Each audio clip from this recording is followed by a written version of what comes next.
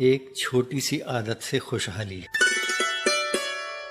दो दोस्त हैं, एक ही पद पर, एक सा वेतन, दोनों के बच्चों की संख्या बराबर, खर्च प्रायः एक जैसे, दोनों की ससुराल से भी संपत्ति की कोई आमद नहीं। फिर भी एक दोस्त बहुत संपन्न है जबकि दूसरे को हमेशा आर्थिक तंगी रहती है। आप सोचेंगे कि पहला दोस्त ऊपरी कमाई के गलत रास्ते अपनाता होगा। बिल्कुल गलत। वह भी दूसरे की तरह भरपूर ईमानदार है। अब अनुमान लगाइए कि दोनों की आर्थिक स्थिति में इतना अंतर कैसे हो गया। शायद आप कहेंगे कि पहला दोस्त सुख सुविधा और अच्छे स्टैंडर्ड से नहीं रहता होगा। नहीं, उसके पास भी फ्रिज, रंगीन टीवी, कार, अपना मकान आदि सब कुछ है। घर में फूलों का बगीचा है। वो छिटपुट दान पुण्य, तीर्थ, पिकनिकें आदि भी करता है। उसका कुछ न कुछ बैंक बैलेंस भी रहता है।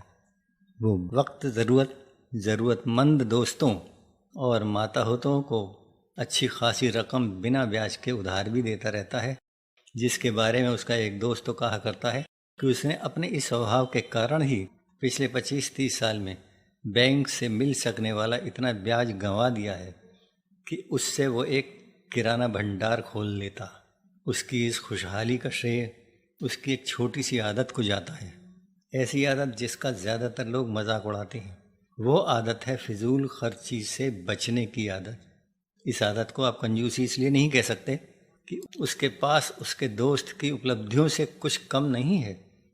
अब कुछ नमूने देखिए कि उसकी ये फिजूल खर्ची से बचकर बचत करने की आदत किस प्रकार की है।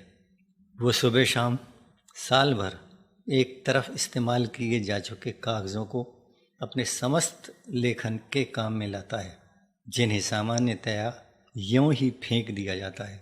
ज़रा हिसाब लगाइए कि नए कागज़ के रीम न खरीदने से 25-30 साल में उसकी कितनी बचत हुई और उस पर मिलने वाला ब्याज।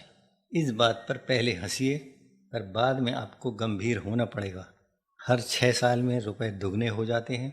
30 साल पहले के 100 रुपये बैंक में पड़े पड़े आज 3200 हो चुके हैं। यह हिसाब सिर्फ एक साल के 100 रुपयों की बचत का है। 29 साल पहले के सिर्फ एक साल का। बाद के 29 सालों में भी यह बचत निरंतर होती आ रही है। हर साल हजारों कागज़ों की, हर साल के रुपयों और उन पर आगामी वर्षों के ब्याज की कुल योग लगाइए। 5 लाख, चलिए आधा लाख ही सही, सिर्फ एक मद में, वो भी बहुत छोटी सी। वह दोस्त किसी भी पहले से इस्तेमाल किए गए ठीक हालत वाले लिफाफे को दोबारा इस्तेमाल किए बिना नहीं मानता। स्थिति के अनुसार कभी वैसा ही, कभी उसे पलट कर। इस प्रकार उसने अब तक अपने को कई हजार छोटे बड़े लिफाफे खरीदने से बचाया। हिसाब लगाइए। उस दोस्त के यहाँ आप फालतू जलती हुई बिजली, व्यर्थ ही चलता हुआ रेडियो या टीवी और बिना चढ़े बर्तन के जलती हुई कुकिंग गैस एक क्षण के लिए भी नहीं देख सकते। ये कोई छोटी बात नहीं है। अगर आप इन तीनों सावधानियों से सिर्फ 3 रुपये रोज़ बचा लेते हैं तो एक साल में कितने हुए? लगभग 1000। और 30 साल में ब्याज अलग। वो दोस्त अपनी कार का इस्तेमाल तभी करता है जब उससे सही रिटर्न मिलता है, वरना उसकी साइकिल सलामत। ज़रूरत के अनुसार रिक्शा और ऑटो भी उसके हिसाब से कार रखने का मतलब यह बिल्कुल नहीं है कि पैदल चलना भूल जाओ और कुछ लीटर पेट्रोल की आहुति सड़कों पर बेनागा चढ़ाओ। उसमें बैठकर पोस्ट ऑफिस तक पोस्ट कार्ड डालने जाओ। उसमें बैठकर दिन में 6 बार पनवाड़ी की दुकान पर जाओ।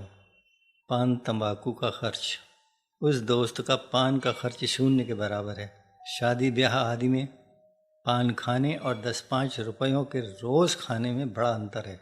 तंबाकू और सिगरेट आदि की लत को उसने अपने ऊपर कभी हावी नहीं होने दिया। शराब का भी उसके बजट में कोई स्थान नहीं है। ये खर्च ऐसे हैं जो शुरू में 2-4 बार में कुछ नहीं दिखाई देते, पर बढ़ते बढ़ते ये अच्छों को भिखमंगा बनाने की ताकत रखते हैं।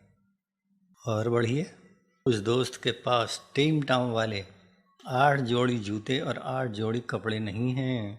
वो अपना काम न्यूनतम साज सामग्री से चलाने में विश्वास रखता है, वरना शौक का तो कहीं अंत नहीं है। वो पॉलिश और शेविंग के लिए दूसरों पर निर्भर न रहकर सब कुछ खुद करता है, जिससे उसके ये काम हजारों बार कम समय में और 1/4 से भी कम पैसों में हो जाते हैं। उस दोस्त के यहाँ भोजन के नाम पर भी फिजूल खर्ची न होने से बचत होती है। पहली बात यह है कि उसके यहाँ कभी एक भी रोटी फेंकने की नौबत नहीं आती। थाली में खाना बिल्कुल नहीं बचता। यथारुचि और यथासाध्य उतना ही खाना पकाया जाता है जितना खाया जाना होता है। दूसरी बात यह है कि उसके घर में ठूस ठूस कर कोई नहीं खाता, जिसके कारण सामान्यतः कोई बीमार नहीं पड़ता। फलता डॉक्टरों और दवाओं का भी सारा संभावनीय व्यय शुद्ध बचत के खाते में जाता है। अब ज़रा सब मदों की बचत जोड़कर देखिए, पड़ गए ना मुश्किल में। डॉक्टर रमेश चंद्र मेहरोत्रा की पुस्तक सफलता के रहस्य का ऑडियो रूपांतरण अरपा रेडियो के लिए